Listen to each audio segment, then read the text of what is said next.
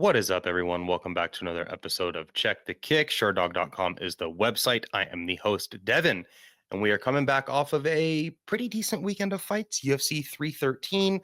Um, some pretty cool fights on the card. If this card was a sponge, it was definitely wrung all the way out. 10 fights, one early prelim. Rivzan Kuniev and Curtis Blades fell apart. The Castaneda and Gutierrez fight fell apart. It's too bad Amanda Lemos and Yasmin Lucindo didn't fall apart. That was a bad fight. This coming weekend, we've got a not great fight night at the Apex. This is a very typical Apex card, and it's not only an Apex card, it's a after UFC pay-per-view weekend Apex card, which are there's definitely some common trait going on with these cards where if it's at the Apex, you can already know it's like pretty subpar.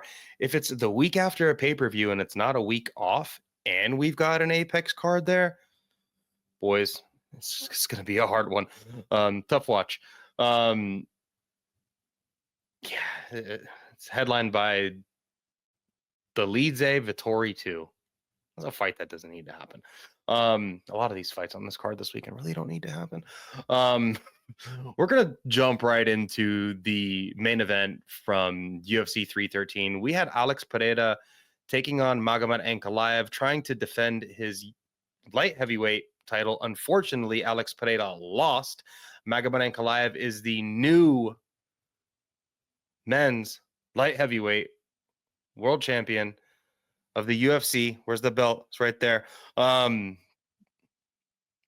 Shit, man. We live in a world where Magomed Ankalaev is the world champion, and I think he still, crossed the street to step in dog shit. But if he crossed the street to step in dog shit, Alex Pereira crossed the street and stepped in it with both feet.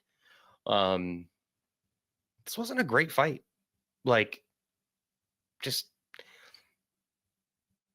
right after the fight, I was like, I feel like I have a really good technical analysis of what happened.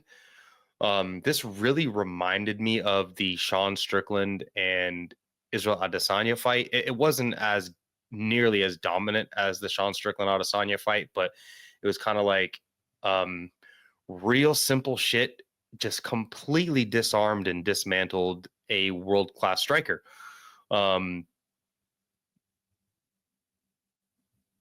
Alex Pereira only targeted and landed like 14% of his head strikes. Like 64% or something like that went to the legs. That's a real dismal performance from Alex Pereira. Looked like he had some issues coming into the camp. I mean, this could also just be what a 36-year-old dude looks like that fights 5 times in 15 months. You can only, if you've been listening to my show since Alex Pereira has been around, you've heard me probably say, like, you can only play this game of speed chess so long. I did not think Alex Pereira's light heavyweight run would come to an end like this. I thought he would just continue to be a marauder and then just get fucking knocked dead in some sort of exchange. He did get buzzed and hurt in this fight. Yeah, I guess no more Shama. I'm just appalled that Magomed Ankalaev was able to completely disarm and dismantle a striker like Alex Pereira with a southpaw game, forward pressure, and it was really just the lead hand. Like, watching this fight, and I'm going to lean back a little bit in my chair here, but anyone that watches Alex Pereira, he's a standard orthodox guy, and he doesn't keep his guard high and tight. If you're listening on audio, you're not going to see this, but if you're watching this, he doesn't keep his chin tucked. He doesn't keep his guard tight. He's much more of a guy that will kind of deflect shots, use his hands, and pretty similar to Sean Strickland in a way, where he'll use his hands to deflect things, but he keeps his lead hand very far out. And Magomed Ankalaev out of the southpaw literally was just lead hand trapping, would just, put his lead hand on Alex's lead hand and then just fire shots over the top. Sometimes he'd switch stance and throw the right. But a lot of it was just this. Alex does have an issue with seeing left hands, and I did say that into the preview when I did my preview for this. But Alex Pereira really likes to use his lead hand to, he'll poke with the lead hand, he'll poke with the lead hand, poke with the lead hand to the body, and then whoop, throw the hook up around the top of the guard of his opponents. But I just didn't think that taking away his lead hand, his jab hand, would really, really just dismantle him. Like if you look at the Khalil Roundtree fight, he did a lot of work off of his jab. He sets up a lot of his striking with his jab. Anyone that fights Alex Pereira moving forward, by the way, is going to really see this and say, fuck, if I just take this dude's jab away from him and force him on the back foot, like he doesn't have a lot of answers. And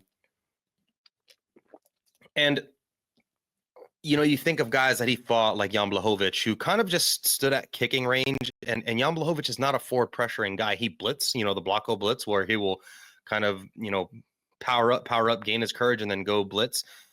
And it works on almost everybody unless he's fighting Thiago Santos. But you could kind of see like a door wide open for someone like Jan Blachowicz to just say, oh, all I have to do is hand trap and push him on the back foot. I've been watching a lot of boxing and a lot of like boxing tutorials lately. And I was watching one the other day on, I do not recall this coach's name, but he's actually an incredible boxing coach. He's in his 80s and he's based out of the UK. And he was explaining to one of his younger students, this kid was probably 13 or 14, about how to utilize forward pressure and how to stop forward pressure. And not once, like if you've got an opponent that's just not going to respect your power and going to pressure forward and you don't have the footwork to circle out and cut an angle, the next thing you can do is just like jam the forward pressure by trying to slightly pivot using like a pivoting footstep, planting your feet and just fucking firing. Alex didn't do any of that. Like he just would not let his hands go. He did get clipped in the second round and buzzed a bit. Now there is an argument that Alex won this fight. I don't think he did, just because I don't think he did enough. And two of the judges scored it, 2, 3, 4, and 5 for Alex. There is an argument that Alex won the first round, the third round, and the fifth round, but I'm not going to sit here and argue about it because that's just not a world champion performance, in my opinion, from Alex Pereira, and really not from Ankalaev either. When you say they did enough to win the fight, that doesn't like really inspire me, Yeah, but Magomed Ankalaev did enough to win this fight. Not some sort of inspirational performance. This wasn't some, savant type Cody Garbrandt, Dominic Cruz, like holy fuck levels type thing, or even like Marab versus Umar, where you're like, wow, shit, the champion fucking showed his ass. No, this was just a guy doing one thing. He failed on, was it 14 of his takedowns? Pereira defended all the takedowns. He's got really good like first level takedown defense, but he doesn't really know how to get his back off against the cage, and that's another problem. But not jamming that forward pressure. Like if someone's pressuring you on the front foot and you can't get them to stop, you've got to hit them with something to make them stop. And Alex just couldn't do that. And it's not that he tried and hit Ankalaev and Ankalaev just tanked all of his shots and was like, fuck it, I'm just going to keep pressing. No, like he just didn't try. Ankalaev seemed to be the faster guy in there, but I don't know how. Alex is not a slow guy. He's a guy that will fight like at variant speeds, and he really shines when he is punching with his opponents. Like, go watch like any of the Alex Pereira like boxing sparring footage. There's a ton of it, and like he'll get touched, but like he'll shoulder roll and kind of parry shots. But like he really shines when he's firing with his opponents. Like when they're in a firefight, firing back and forth. That's when he's really at his best. He didn't do anything to like jam up that forward pressure. He didn't do anything to just meet him in the pocket. Like he was scared of clinches, like if you got a guy moving forward and you just stop moving forward, well, you're going to just jam that space. And in that position, like maybe, get some underhooks and fire in some knees and then try like a Muay Thai sweep. Like he was just, I don't know. I think this fight did not, Magomed Ankalaev beat Alex Pereira, but I'm not convinced that he's like a better fighter. Alex Pereira just looked fucking terrible in my opinion. He looked real bad, and Ankalaev just looked the way he always looks. And maybe he is the better fighter. I mean, he's on like a 13 fight win streak for a reason. But there's clearly I don't know. Maybe he had a bad weight cut. Maybe he had an injury. He's fought injured a bunch of times. Maybe he was way too hyper focused on the takedowns, but I don't know. Um, Maybe they'll rematch. Dana White said that they're looking to rebook this potentially. Maybe in a rematch, he will say, hey, if I want my title back, I really need to fire. I really need to try to, throw these shots. And I don't know. I don't know. Um, the way he looked this past weekend, like a guy like John Jones could figure out a way to outstrike Alex Pereira. And John Jones is not some fast striker.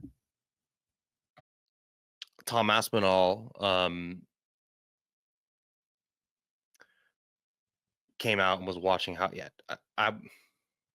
there's no doubt in my mind that Tom Aspinall would probably just knock Alex Pereira dead if they fought, because I'm convinced that he would tank Alex's best shots, and whatever he touched Alex with would just put him down.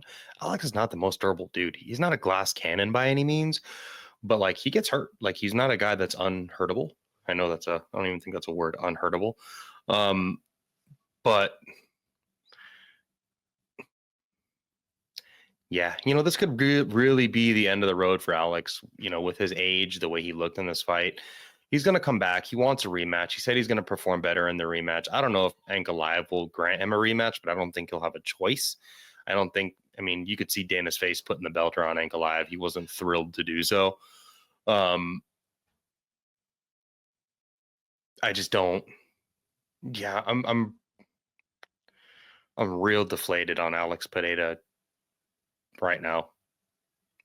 And one performance can completely change it, but all it takes is one performance to make me feel pretty deflated about it. There's no really clear contenders because Ankalaev has beat a lot of the dudes. Yuri Prochazka lost to Alex Pereira twice by knockout. I know he hasn't fought Pereira, but and he is coming off of a knockout win against Jamal Hill. The UFC could do that, but then that puts us in a real bad spot. If Yuri wins the belt back, Alex is there. I think this fight was close enough to definitely warrant a rematch. And I would say if the winner of the rematch wins the fight definitively, it kind of almost erases the first one. Like if they rematch and Alex just goes out there and knocks Ankalaev out. Well, the first fight was close. The second fight, he killed him, and vice versa. Alex's, first line of defense with the takedowns is great, but the second step is getting off the cage. There was moments in the third round where Goddard had to hey guys, stop the action. Let's get back to fighting here. I don't know. Underwhelming performance by Alex Pereira. Magomed Ankalaev is the champion in a kind of. He looked fine. Yeah. His leg kick defense really wasn't all that great. He did land a really nice push kick on Alex in the first round. His speed looked good. Alex threw like 3 head kicks and he kind of blocked all 3 of them. It just was not. Alex needs to channel whatever he channeled in that first Izzy fight. Like, I don't know where the hell his volume went. He's usually a guy that is throwing a very fair amount of volume when you combine that with his power, but it just wasn't there. It really wasn't there. And my fear is when you got a guy like Alex Pereira that really relies on his power, but the wheels start falling off. Like, look at Deontay Wilder. That's my fear with Alex. But run it back, sure. Jan Blachowicz is fighting Carlos Ulberg. Nikita Krylov is out there rumbling around.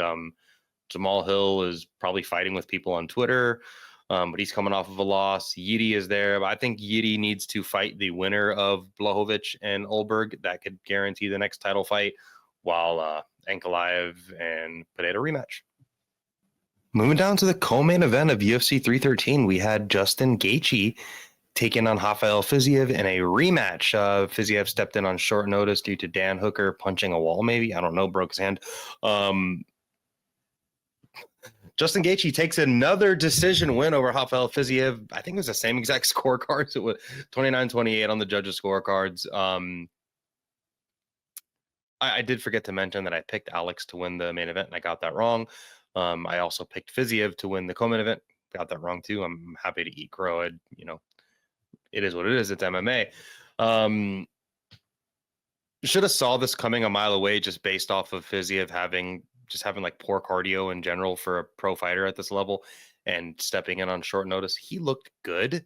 So did Gaethje, but I don't think either of these dudes looked great. Skipping through the tit for tat of the fight, the ins and outs, I guess you could say. Justin Gaethje's 36, and it is really impressive for all of these lightweights in general. You know, you've got guys like Benoit Saint Denis coming up and taking on Dustin Poirier, and Dustin Poirier is, you know, planting his feet and holding his spot. You've got Arman Sarukian, who was going to take on Islam, who would have probably lost. You know, you've got all of these guys, this young guard coming up, and these older dudes in the top 5 are just, you know, they knock on the door, and these old dudes are telling them get out of here. You know, you're not welcome here yet. And Gaethje did that to Fiziev this week. The first round of this fight, Fiziev did what he did. He kind of went out there and did really well against Gaethje. He got, you know, lit him up on the feet, got some takedowns, had that inverted triangle, was elbowing him all up in the ribs and stuff. Fiziev looked great through the first round. In the second, Fiziev is a guy that's really good, but he has questionable fight IQ to me at times as well. Like, you got mogged in the clinch in their first fight, and then you go fucking right back to it. I know you're a Muay Thai specialist, but Justin Gaethje's a mofo in the clinch. He's taller than you. There were points through the first end half of the first round and the beginning of the second round where, you know, Rafael Fiziev has him in a Muay Thai clinch and he's firing knees and Gaethje's firing uppercuts to the body, and they're trading knees for you know, punches to the body. Like, yeah, the knees are always going to be a little bit more, you know, impactful. But what happened was after that, Gaethje made his reads and you know, really started to kind of cut an angle and then use the collar tie a little bit more with one hand and just really fire that uppercut. And that's how he hurt Fiziev in the second round. And then in the third round, Justin just having a full I think what made the difference of this fight wasn't like a skill thing. I think it was really just a lack of a full training camp from Rafael Fiziev, because he looked good in the first round. He was lighting Justin Gaethje up with the body kicks, did really well, and then he just flagged. You know, he got dropped and hurt in the second round, and in a round that was close up until the point where he got dropped. These two dudes are just really well matched. Justin Gaethje throwing head kicks on a clinch break is going to just always be impressive. And that's something he's added to his game. You know, Justin Gaethje is just like if I could describe his fighting style, he's just like a Viking. You know, I don't know a great way to describe him, where, you know, like, he's not dead unless you kill him. You've got to do, if you don't want, there's really only 2 performances I've seen where Justin Gaethje just didn't have a ton of moments. Obviously, the Khabib Nurmagomedov fight, but that's Khabib. Khabib is an absolute anomaly, most dominant fighter ever in the history of UFC in cage dominance. That's just different. But like Max Holloway, you know, Max Holloway really dominated like 80% of that fight in the striking, but still got touched. Gaethje's a guy you can't really let hang out, and Gaethje's a guy that can make reads. I really wish Trevor Whitman would get on him about his jab, because he found his jab in the third round again, like late in the third round, where like Justin Gaethje has a good jab.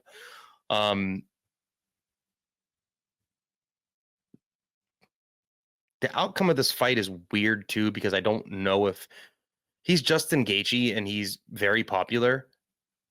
Also, they introduce him as the BMF champion, and I guess that's something that you're always, even if you knock dead, losing the BMF title. Interesting. Also, Bruce Buffer did announce Alex Pereira as the one and the only, and he's only done that for John Jones and Conor McGregor.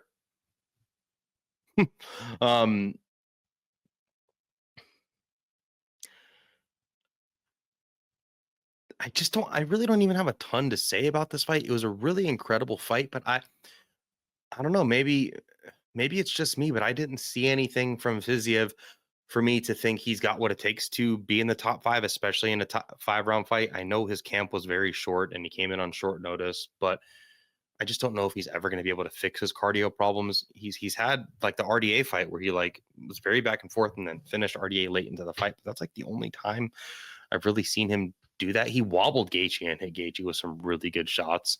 Gaethje's chin is still there, I think. There's really only one way to find out if he, fights like an Islam, a dude that will test his chin, or rematches Dustin Poirier again, or something like that.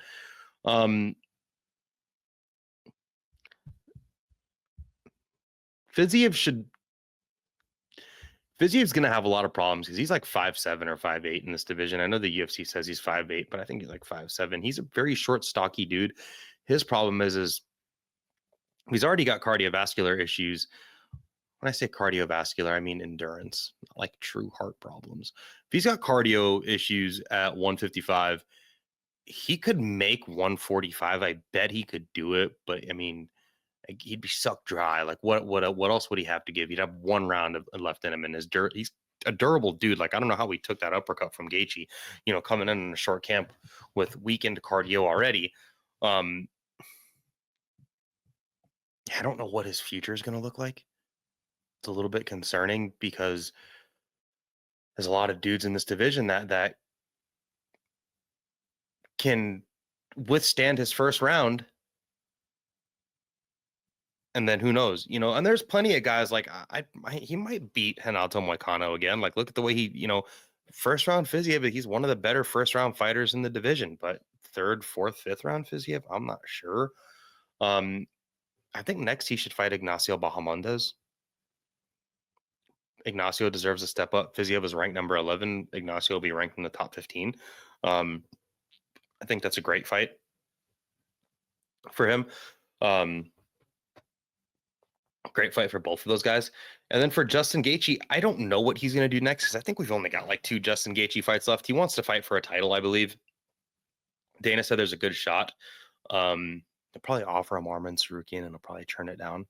And I don't blame him. If I'm Justin Gaethje, there's not a lot of fights I'm looking for. I'm looking for like a third fight with Dustin Poirier, a Max Holloway rematch, or a title fight, or maybe some like super fun, wonky fight against some sort of legend dude. But I think those are really the only fights left for him.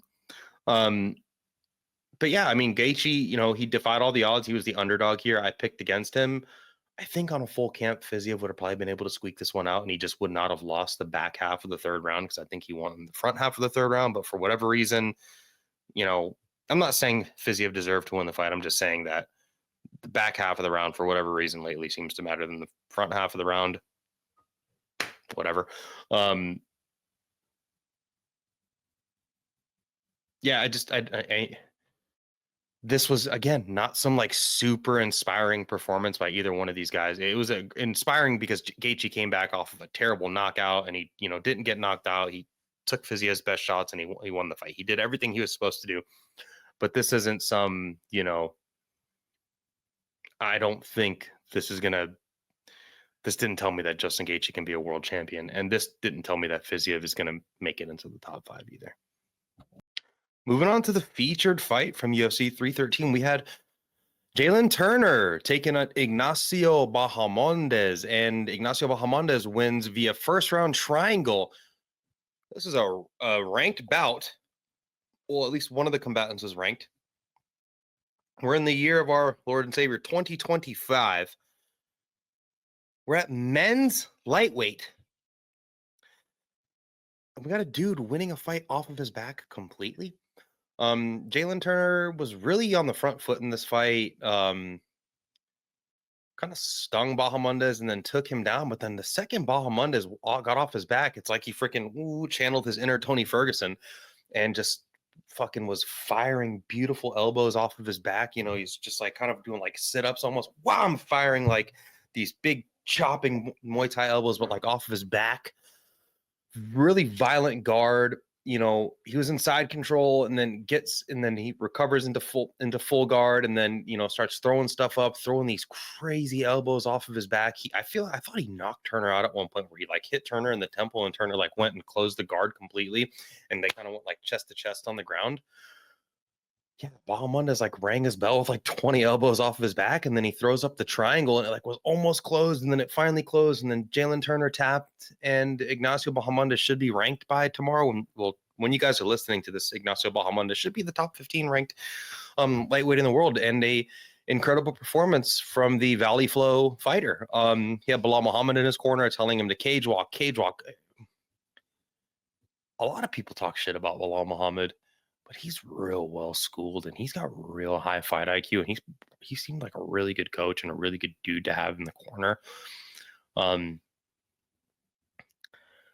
Again, not a shit ton to say about this fight. Jalin Turner told John Morgan from I don't even know where the hell he reps anymore, that he's retired, and he kind of didn't seem like he had his heart into it, even after UFC 300, the way he lost to Nato Moicano. I don't care about any of that though. Like we're talking about Ignacio Bahamondes. Bahamondes looked great. Bahamondes is streaking. He's had some iffier performances. Um, like he lost to the 4'5" John McDessie, but that was back in 2021. And then he lost to Ludovic Klein, who Ludovic Klein has been looking really good. But besides that, he's got those knockout wins over Manuel Torres, Christos Giagos, that spinning wheel kick of Roosevelt Roberts. And then this last one, this dude he's won 4 fights in a row. The last 3 have all been finished. We've got knockouts, we got subs off the back, we got decisions mixed in there. Ignacio Bahamondes is pretty fucking good. I didn't talk about this fight going into it because I really wanted to talk about the Mauricio Ruffy and Bobby Green fight. We'll talk about that. Not a lot to talk about. I was wrong there too. Just huge shout out to Ignacio Bahamondes for I put this in the Sherdog Slack, and there's no kind way, and I don't know a more professional way to say this, but he just got fucked up Jalin Turner off of his back, using a violent guard and then really good subs off the back. Now, Ignacio, if you listen to Check the Kick, I don't suggest you take this approach with any of your fights moving forward, and I don't think he will, but I do like the gusto. I do like the attacking off the back. I mean, look, no one should ever be pulling guard in MMA in 2025. Now, if you're at women's bantamweight, whatever. If you're at middleweight and your name is Renier de Ritter or Paul Craig or something, whatever. But at 155 in 2025, he didn't pull guard, but he's just I'm gonna fuck this dude up off my back and win. That doesn't happen. Somewhere Tony Ferguson was smiling watching this happen, and shout out to Ignacio for this. This is such a cool, in my opinion, this is the second most impressive performance on the card. And Ignacio Bahamondes should be ranked, and I think he should fight Rafael Fiziev, or he should fight Benoit Saint Denis. One of these dudes. I believe Saint Denis is booked. But yeah, give him Fiziev. That would be such a cool fight, and it would be such an old school Muay Thai, such an old school UFC fight where you got the Muay Thai specialist. That's the little guy, and then you got the long, tall dude. Just I think that'd be a really interesting fight. And again, shout out to Ignacio Bahamondes. He looked fucking awesome here in a I love that I can say that he won a fight in a way that I would never advise. I wouldn't advise anybody to take that approach, but if you take that approach, do it like Ignacio Bahamondes. This first segment of the show is going to be a little bit longer. We're not even going to do a middle segment of the show because there really isn't a ton of what's hot. I know TKO boxing, but there's really isn't a ton to talk about, and that was last week. And then the end with the news segment, the final segment of the show is literally going to be one fight. So we're going to talk about 4 fights. This is the last fight we're talking about. We're talking about Mauricio Ruffy knocking out Bobby Green. I got this fight wrong. I was dead fucking wrong. Shout out to Mike Fridley, owner of Sherdog. He, on Bobby Green's walkout, he was like, Bobby Green looks really dry. He's going to get knocked out here. And I will never pick against a Fighting Nerds fighter again. And I don't know what's wrong with me. Probably just stupid. If you listen to this show or follow Sherdog or anything, a few months ago, myself, Ben Duffy, Jay Petrie, Keith Schilling, sorry. Joe Schilling. It's Keith Schilling. I apologize, Keith. All four of us did a MMA fantasy draft for this coming year. And for my featherweight, I picked Gene Silva. I'm looking pretty good. And then I picked Carlos Prates for welterweight. I'm looking pretty good. Should have picked Hoofy for my 155er because Mauricio Hoofy is fucking incredible. The way he purposely missed that hook to set up the wheel kick was awesome. His ability to find his range right away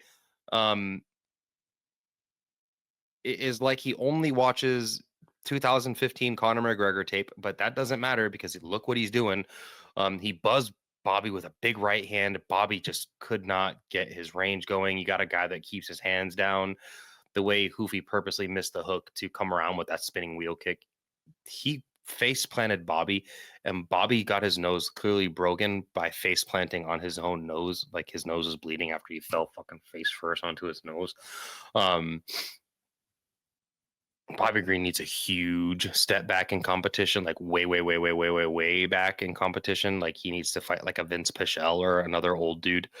But Mauricio Hoofy, guys, like this dude he's fucking incredible. I'll never pick against this team again. I'll never pick against, maybe it depends on who Caio Bahayo fights, but I don't know. But I'm not picking against these guys until I've got a reason to. Inject this dude into the UFC's top 15. Like, just make it happen. I don't care who he needs to fight. I'm gonna look at the UFC rankings. These aren't the Sherdog rankings because the Sherdog rankings is a conglomerate of all of the organizations. But Mauricio Hoofy can't fight someone from KSW unless they come to the UFC. So we're gonna look at the UFC rankings real quick at lightweight. Number 1 is Arman Sarukian. Number 2 is Charles Oliveira. 3 is Gaethje. 4 is Poirier. 5 is Holloway. 6 is Dan Hooker. 7 is Chandler. 8 is Gamrot. 9 is Dariush. He called that Dariush. 10 is Renato Moicano. I think Moicano's the fight to make. I really do. Hoofy versus Moicano. Let's see if he can, put up with Moicano's never die attitude in the fight, where like if he is not dead, he is gonna keep coming. Look at his Jalen Turner fight. Renato Moicano has great recoverability, but he is touchable on the feet. He's got really good BJJ and pretty good wrestling, a very good top game. And he's just fucking tough, and he will literally fucking die in there. I want to see what Hoofy can do against someone in the top 10. There is BSD out there. Man, this division is just so good. Like, Paddy Pimblett's ranked number 12, and he's already fighting Michael Chandler, who's ranked number 7. There's Grant Dawson out there. We could do Hoofy against Grant Dawson. Will Hoofy be able to shut down the lead blanket of Grant Dawson? I don't know, but I'm really would love to find out. So let's see if he can. Let's put him against like Grant Dawson or Renato Moicano in a fight night main event, especially if it's Moicano. Moicano's coming off of that short notice title fight. I think the Moicano fight's really what we need to do. He did call out Beneil Dariush, but I don't think. I'd rather see him fight Moicano. I'm higher on Moicano. I think that's more fans are going to be higher on a Moicano win. So let's match him up, in like 2 months on not 2 months. Let's just say like, I don't know, August or September, Apex main event the week after a pay-per-view. Let's do that. Let's do Hoofy versus Renato Moicano. Incredible performance by Mauricio Hoofy. His nickname should be the Quaalude. Moving on to the final segment of the show, in with the new, and it's really not new. This should be in with the old, because we got to fight that. We got to rematch that. Like, I don't even think either one of these dudes wanted to fight each other again. I don't know what the hell we're doing. We got Marvin Vettori taking on Roman Dolidze in a rematch. Marvin Vettori coming in at the minus 160 favorite. Dolidze is the plus 135 dog.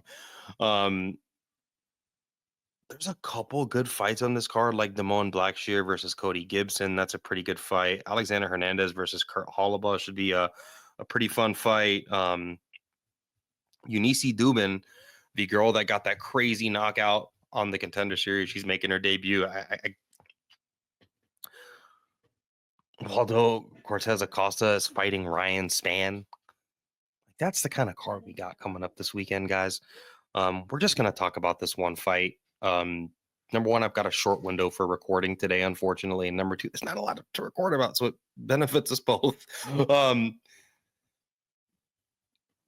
Dolidze is coming off of that weird rib injury win against Kevin Holland, who I have, oh God, Kevin Holland. And then before that, he beat Anthony Smith. What's the difference between Anthony Smith and Kevin Holland right now? And as far like the wins just don't mean anything to me. Um, in his fight before that, he lost to Imavov, and then the fight before that, he lost to Marvin Vettori. His most impressive performance so far in the UFC, in my opinion, was his win against Jack Hermanson. He was kind of losing, and then he got that really slick leg entanglement TKO finish from the back. Marvin Vettori, he's coming off of a freaking insane, like a really insane layoff. His last fight was June 17th of 2023, where he, hurt Jared Cannonier and won the first round. And then the back part of that fight, the 2 through 5, he got absolutely shit kicked. I don't know how he didn't die. Before that, he, beat Roman Dolidze and then lost to Robert Whitaker way back in 2022. So we haven't seen this dude in his last fight was June 17th of 2023. It's been quite some time since we've seen Vettori in the octagon. So I don't know what that means. I don't know. This is just like the epitome of a middleweight fight.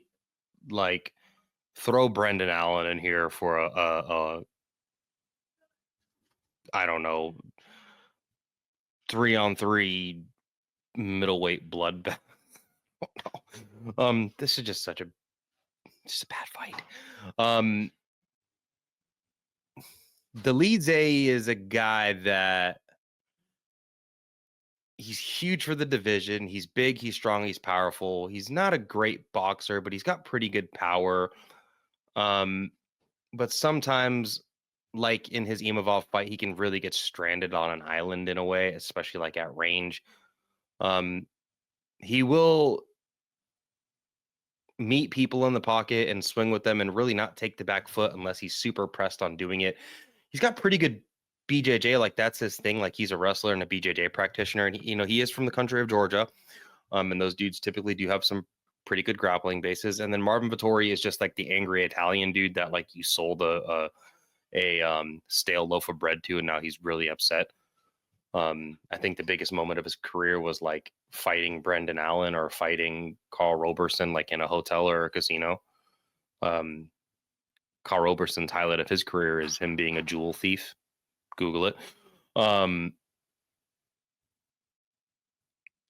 Vettori should just win this fight again, even though he's on like almost 2-year layoff, and neither one of these dudes has shown me anything to make me pick this fight differently. Like I don't think the win over Anthony Smith in the back half of 2024 means really anything.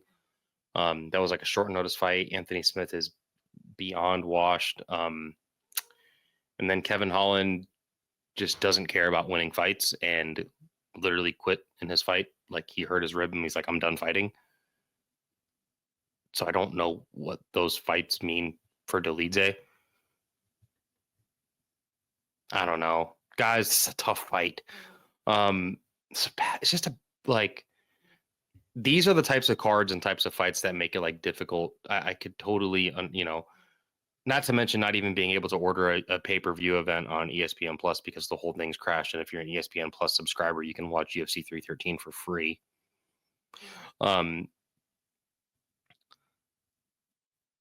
That's it. Marvin Vettori is the pick just because I think he's the better combination puncher. He's more durable. I think he probably doesn't hit as hard as Dolidze, but like go look at Marvin Vettori's fight with Paulo Costa. Marvin Vettori just has a better game. He's the ultimate middleweight. Like he's the epitome of a middleweight, but he's got decent boxing, decent power. He's really hard to hurt. He's got good anti-wrestling. He can wrestle himself. over 5 rounds. He's got good cardio. I trust his cardio. I trust his durability. I trust his combination boxing. I trust his volume. He is just going to go out there and outwork Roman Dolidze. That's my pick. That's what I think is going to happen. Give me Marvin Vettori to win a 48-47 decision that looks probably even a little bit wider.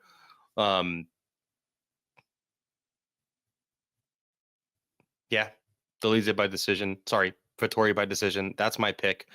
And then